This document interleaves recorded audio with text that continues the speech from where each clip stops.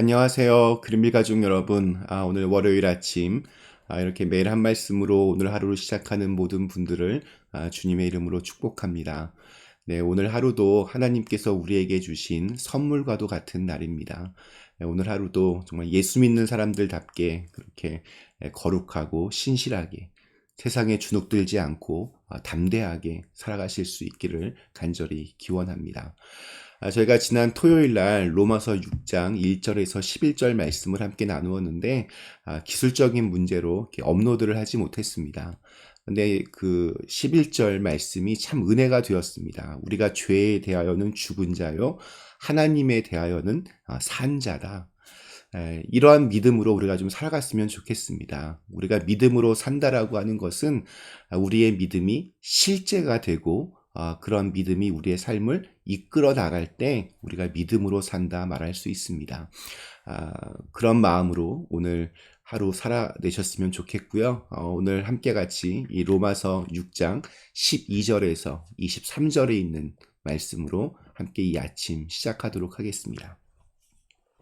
로마서 6장 12절에서 23절 말씀. 그러므로 너희는 죄가 너희 죽을 몸을 지배하지 못하게 하여 몸의 사욕에 순종하지 말고, 또한 너희 지체를 불의의 무기로 죄에게 내주지 말고, 오직 너희 자신을 죽은 자 가운데서 다시 살아난 자 같이 하나님께 드리며 너희 지체를 의의 무기로 하나님께 드리라. 죄가 너희를 주장하지 못하리니 이는 너희가 법 아래 있지 아니하고 은혜 아래에 있음이라. 그런즉 어찌하리요? 우리가 법 아래에 있지 아니하고 은혜 아래에 있으니 죄를 지으리요? 그럴 수 없느니라. 너희 자신을 종으로 내주어 누구에게 순종하든지 그 순종함을 받는 자의 종이 되는 줄을 너희가 알지 못하느냐? 혹은 죄의 종으로 사망에 이르고 혹은 순종의 종으로 의에 이르느니라. 하나님께 감사하리로다. 너희가 본래 죄의 종이더니 너희가 전하여 준 바 교훈의 본을 마음으로 순종하여 죄로부터 해방되어 의에게 종이 되었느니라. 너희 육신이 연약함으로 내가 사람의 예대로 말하노니 전에 너희가 너희 지체를 부정과 불법에 내주어 불법에 이른 것 같이 이제 너희 지체를 의에게 종으로 내주어 거룩함에 이르라. 너희가 죄의 종이 되었을 때에는 의에 대하여 자유로웠느니라. 너희가 그때 무슨 열매를 얻었느냐? 이제는 너희가 그 일을 부끄러워하다니 이는 그 마지막이 사망임이라. 그러나 이제는 너희가 죄로부터 해방되고 하나님께 종이 되어 거룩함에 이르는 열매를 맺었으니 그 마지막은 영생이라. 죄의 삭은 사망이요 하나님의 은사는 그리스도 예수 우리 주 안에 있는 영생이니라. 아멘. 네, 로마서 말씀이 좀 약간 딱딱합니다. 그리고 반복되는 것도 많고, 그래서 오늘은 조금 좀 약간 감성적인 부분으로 함께 같이 좀 말씀을 좀 드리려고 합니다. 바울이 로마서를 쓸 당시는 로마에 아주 극소수의 그리스도인들만 있었습니다. 그리고 얼마 뒤 대규모 박해가 시작이 되었습니다. 제가 몇 번 말씀드렸지만 로마의 황제만이 주님이란 칭호를 받을 수 있었습니다. 그런데 그리스도인들은 로마의 황제가 주님이 아니라 예수 그리스도가 나의 주님이시다 담대하게 선포하면서 또 정말로 그렇게 살았습니다. 이것은 국가를 뒤흔드는 반역죄에 해당했습니다. 세계에서 가장 강한 나라, 로마의 막강한 힘이 예수님을 주님으로 고백하는 그리스도인들을 샅샅이 색출하여서 감옥에 집어넣거나 사자굴에 던지거나 십자가형에 처하는 그런 일들이 벌어졌습니다. 상식적으로 기독교는 그때 끝났어야 됩니다. 도저히 버텨낼 수 없는 박해였습니다. 힘의 차이가 너무나 분명하게 드러났습니다. 그러나 놀라운 일이 벌어집니다. 당연히 멸종되어야만 마땅한 기독교인들이 줄지를 않습니다. 오히려 점점 더 많아집니다. 그러다 결국에는 300년 정도가 흐른 뒤에 기독교를 로마의 공식적인 국교로 황제가 그렇게 공포합니다. 어떻게 이런 일이 가능했을까요? 하나님이 하시는 일에는 불가능이 없습니다. 그리고 하나님은 언제나 그 일을 하나님의 사람들을 통하여 이루어 가십니다. 대규모 박해가 여러 차례 있었습니다. 당시 그리스도인들의 죽음을 바라보면서 이 로마의 사람들은 이러한 질문들을 던지면서 오히려 신앙생활에 입문했다고 합니다. 어떻게 저 기독교인들은 죽음을 눈앞에 두고서도 조금도 움츠러들지 않고 주눅들지 않고 십자가에서 죽은 예수가 하나님이라고 주장할 수 있을까? 이러한 것들이 다 거짓된 각본에 의한 연극이라고 그렇게 일축해 버릴 수 있을까? 눈에 보이지 않는 신에 대하여 그렇게 철저한 신앙은 내가 결코 전에 본 적이 없었다. 무엇이 그런 용기의 근원이 되었을까? 사람들은 점점 경외심을 갖고 그리스도인들을 바라보기 시작했습니다. 대표적인 이야기가 신약시대 이후, 그러니까 성경 그 이후의 시대 첫 번째 순교자 중에 한 사람인 서머나 지역의 감독 폴리캅입니다. 그는 2세기경에 서머나 지역에서 한 50년 동안 감독직을 수행한 사람들의 존경을 받던 영적 지도자였습니다. 본격적인 박해가 시작이 되면서 관리들은 이 폴리캅을 잡기 위해서 총력을 기울였고 결국 그의 하인을 고문하여 이 폴리캅의 은신처를 찾아내어 그를 체포했습니다. 작전을 세웠습니다.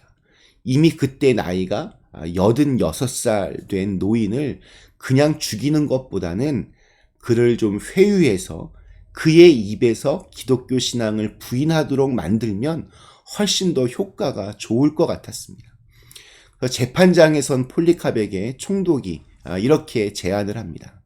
만약 지금 이 자리에서 예수를 저주하고 부인하면 바로 석방시켜서 자유의 몸이 되게 해주겠다.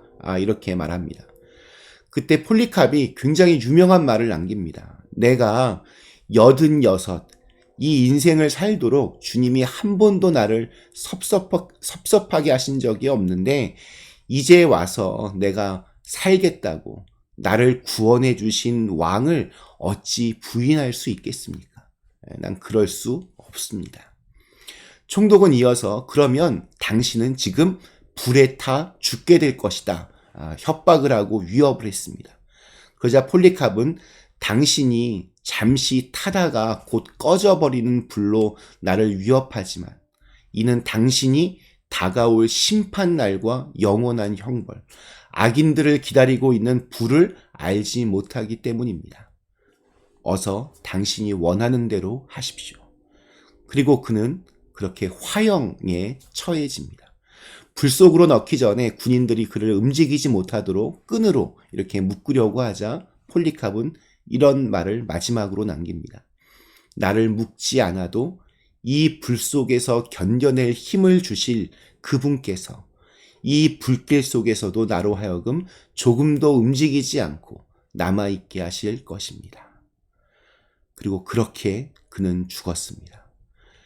폴리캅의 순교로 인해서 이 서머나 지역 교인들은 훌륭한 지도자를 잃게 되었지만 그의 순교 사건 이후에 사람들은 기독교를 오히려 두려워하기 시작했습니다. 그리고 그 두려움은 경외심으로 바뀌게 되었고 사람들은 자신에게는 없는 그 무엇에 대한 해답을 예수 그리스도에게서 찾기 시작했습니다. 그렇게 해서 결국 예수 그리스도의 복음이 로마 전역을 뒤덮게 되는 놀라운 일들이 벌어지게 된 것입니다. 오늘 13절, 14절이 이렇게 증거합니다. 또한 너희 지체를 불의의 무기로 죄에게 내주지 말고 오직 너희 자신을 죽은 자 가운데서 다시 살아난 자같이 하나님께 드리며 너희 지체를 의의 무기로 하나님께 드리라. 죄가 너희를 주장하지 못하리니 너희가 법 아래 있지 아니하고 은혜 아래 있음이라. 우리의 삶 속에서 죄를 이겨야 합니다. 그때 중요한 것이 죄를 이길 수 있다는 믿음입니다.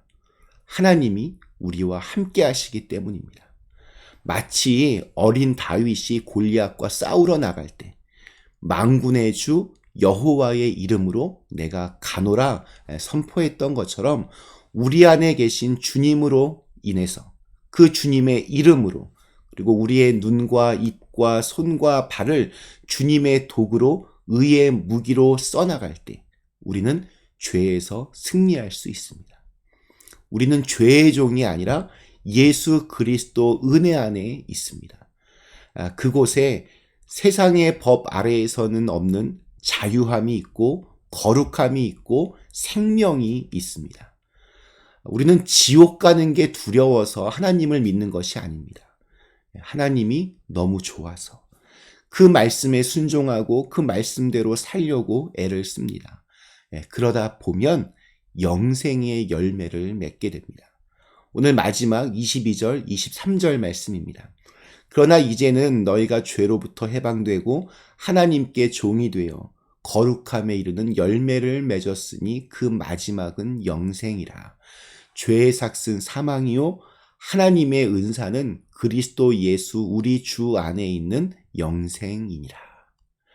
네, 신앙이 위대한 이유는 죽음을 넘어선 뭔가가 그 안에 있기 때문입니다. 주님의 은혜를 아는 사람은 그것이 뭔지를 압니다. 조금 전 말씀드렸던 폴리캅처럼 그리고 주님을 위하여 또한 영생을 바라보며 기꺼이 자신의 모든 것을 내어 던졌던 이름 없는 수많은 그리스도인들처럼 은혜를 아는 사람, 은혜를 받은 사람은 강합니다. 세상이 어찌 감당할 수 없습니다. 오늘 하루도 우리의 삶이 깨끗해지고 거룩해질 수 있는 길은 바로 은혜 안에서 사는 것임을 기억하면서 오늘 우리의 몸을 주님께서 쓰시는 의의 무기로 그렇게 들이실 수 있기를 간절히 기원합니다. 잠시 함께 기도하시겠습니다. 좋으신 하나님, 오늘 하루도 저희에게 또 선물로 이 하루 주심을 감사합니다. 오늘 하루도 예수 믿는 사람들답게 살아가게 하여 주시고 그 안에서 자유함이 있고 기쁨이 있고 또한 영원한 생명이 있는 그런 하루가 되게 하여 주시옵소서. 예수님의 이름으로 간절히 기도드리옵나이다. 아멘.